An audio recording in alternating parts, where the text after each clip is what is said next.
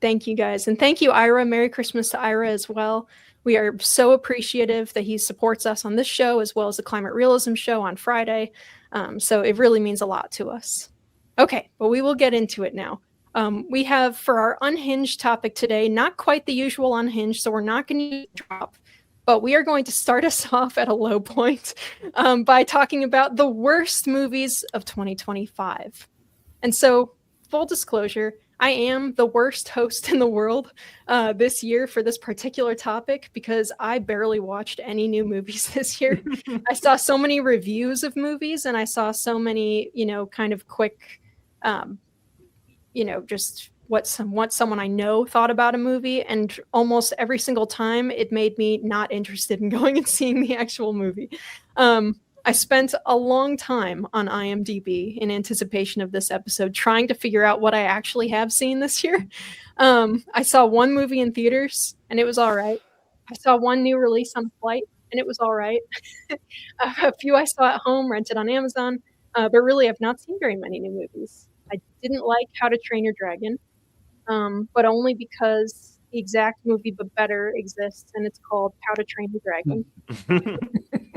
I saw a movie called Death of a Unicorn on Amazon, and it was pretty bad, but I kind of liked it anyway. But that is why I am including television on this list today for this topic, because it's not just movies, television as well. And it is so easy for me to offer my worst of the year prize to Ironheart, which logged through for almost 3 whole episodes before I just couldn't take it anymore.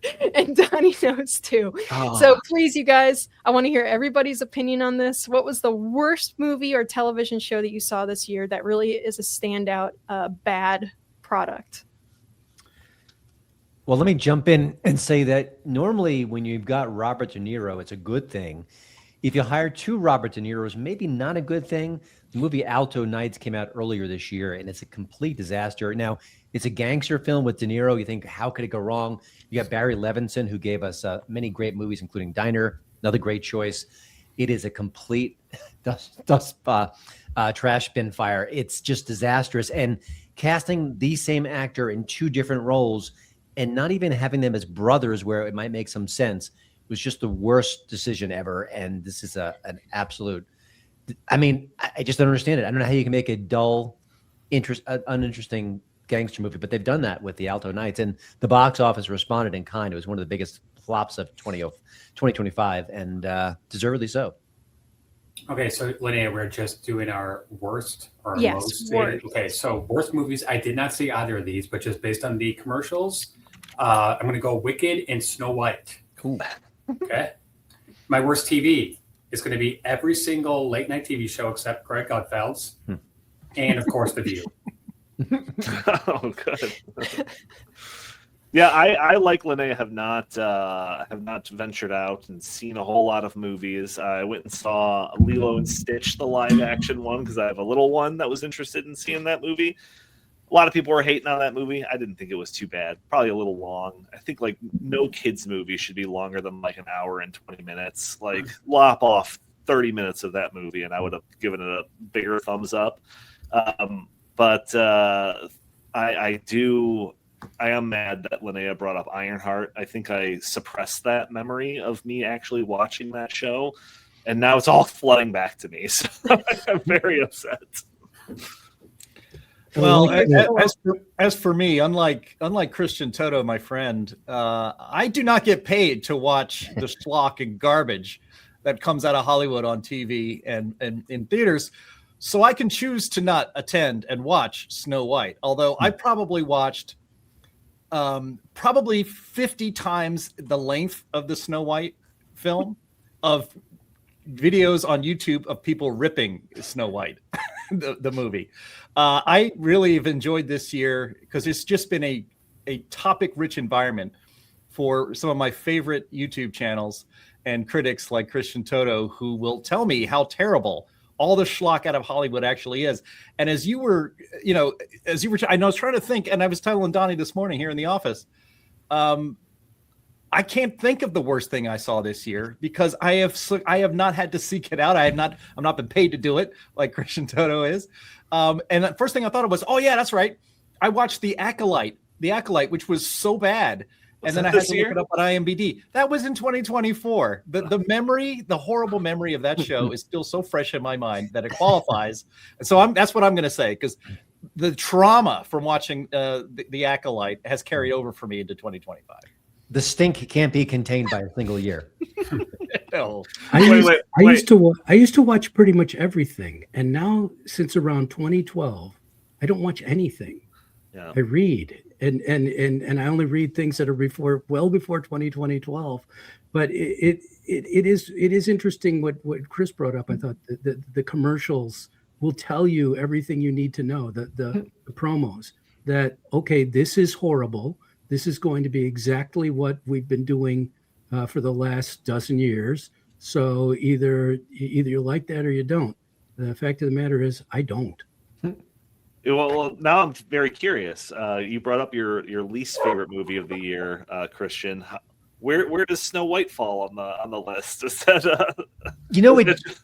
it didn't make the cut for me. I did not hate that movie, and I know it makes me a bit of a pariah in my circle, but I thought it was mildly effective, slightly charming, inoffensive. I mean, I know all the hullabaloo that came before it. I know that all the dwarf issues and Rachel Zegler putting her foot in her mouth so often. I mean, she must taste like her breath must taste like feet. But I just, maybe my expectations were so basement level that I thought it was watchable, nothing more. I mean, it certainly wasn't great or even very good, but yeah, I couldn't put it on that list. It didn't warrant that for me.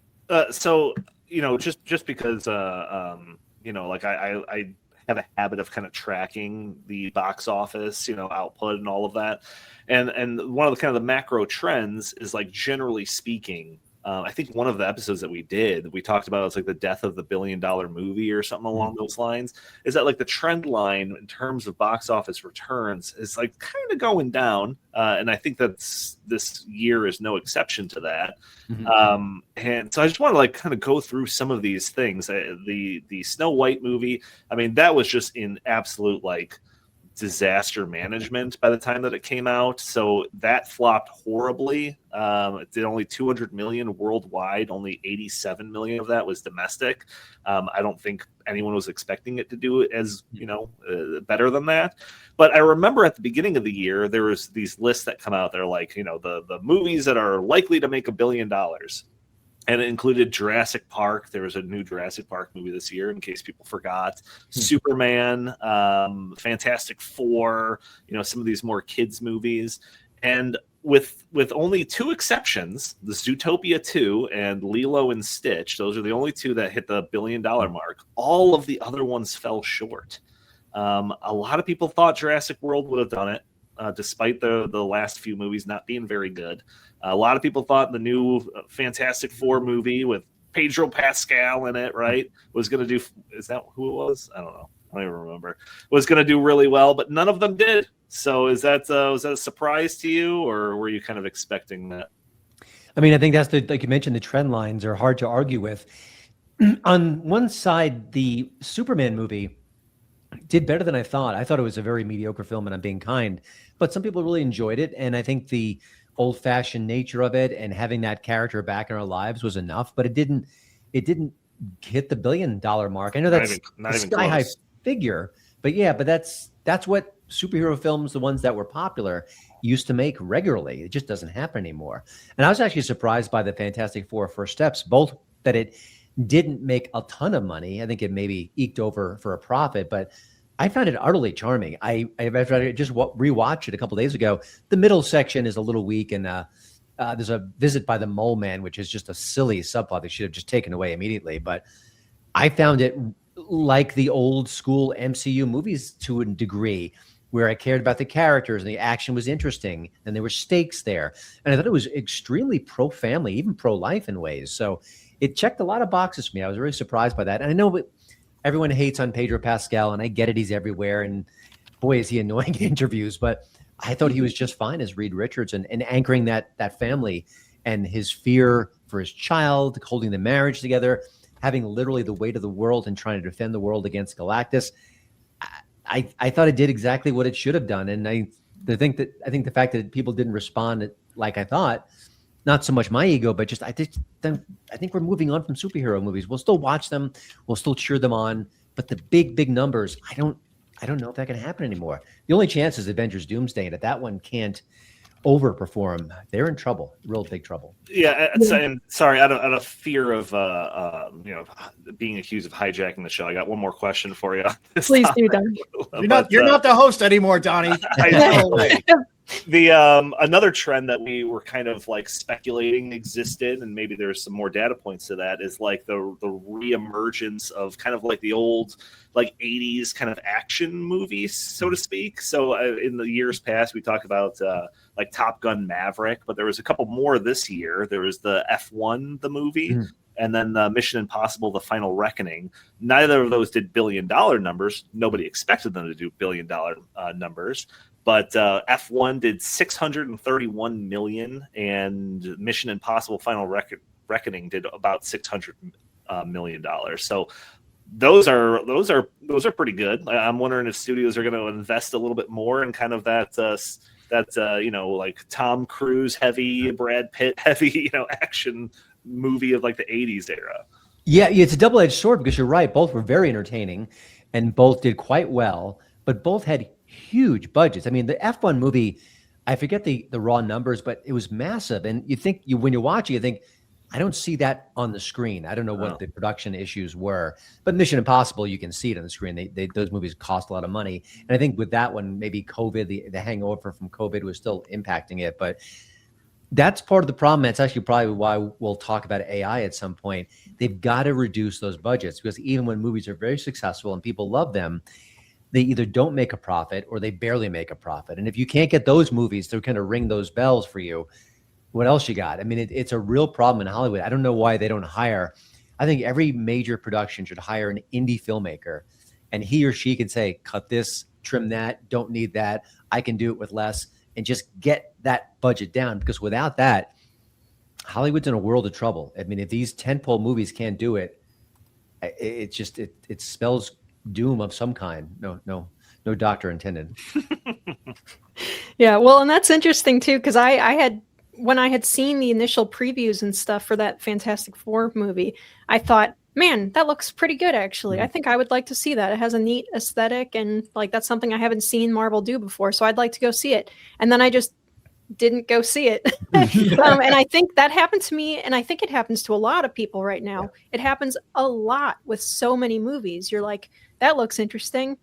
That would be something that, 10 years ago I would drag my friends to, because that's what we did every weekend. We'd go to see some kind of a movie or something. And it's not just because I was in college or high school or whatever. It was just like, that was the culture at the time, is everybody went to the movies every weekend, pretty much, where I grew up and my friend groups and stuff that I had. But now with streaming and everything, you just kind of think, unless it's something that I need to see in the theater because it seems like an experience, or, I want to go see this with my sister and my mom specifically when it comes to Wicked, which I did see both parts of Wicked, and they were all right. I mean, I grew up on the musical, so I like it, but, and I like musicals, so that's kind of like a wheelhouse that I'm all right with. But it's definitely not for everyone. But unless it's something that I'm specifically going there for, I'm pretty much not going to the theaters, even though I think the theaters deserve to be popular again. It's just there's no draw there at this point, unless it's like an Avatar movie or something, Well, you hit on the key issue, the culture. It's the culture of movie going, or now the lack thereof. And the fact you've got all these different streaming platforms, you got all these different TV sizes where you can watch a 75-inch TV and not break the bank. It's just changed. The culture has changed. It's funny. My young son he went to see Five Nights at Freddy's 2, and because all his buddies want to see it, because it was sort of hip within their community. But to get him to a theater, otherwise, it's almost impossible. And I don't think his friends go that often. That's a really selective anecdote for sure, but I think we're seeing it across the landscape. We just have different ways to entertain ourselves. The culture isn't there. There's social media. And again, you've got streaming platforms which debut new movies with big budgets and A-list stars. I mean, we had Martin Scorsese doing The Irishman for Netflix, not for theaters. You're seeing that again and again. And, big stars like Dwayne Johnson, they make movies specifically for streaming platforms. So a lot of the reasons why we went to the theater, they just don't exist anymore. Well, and the turnaround time too is like, I think that Fantastic Four movie was out on Disney streaming, whatever, like 6 weeks later or something, you know. Like it's even shorter sometimes. That window, that exclusivity window, keeps shrinking. Yes. And you know, when I was growing up, either you have to wait months and months and months for something to be seen on our homes, either VHS or DVD, whatever it was. But now, you know, especially if a movie flops, it'll zoom to VOD. It'll be there maybe in a couple of weeks, so you can watch it at home with 6 friends, and you pay $20. Or you can pay almost $20 for one individual ticket in a theater with expensive food and people talking behind you and commercials and way too many trailers. I mean, it's almost a perfect storm of the theaters just can't keep on keeping on like they were. Yep. And the trailers are worse too, if you've noticed. That's kind of interesting to see. Not trailers for like major like major movies and stuff necessarily, but like it feels like the theaters don't even have enough trailers to fill the space before a movie in. And there's so many of those, like we're waiting for the movie to start, placeholders about the theater itself thing nowadays too. It's kind of sad to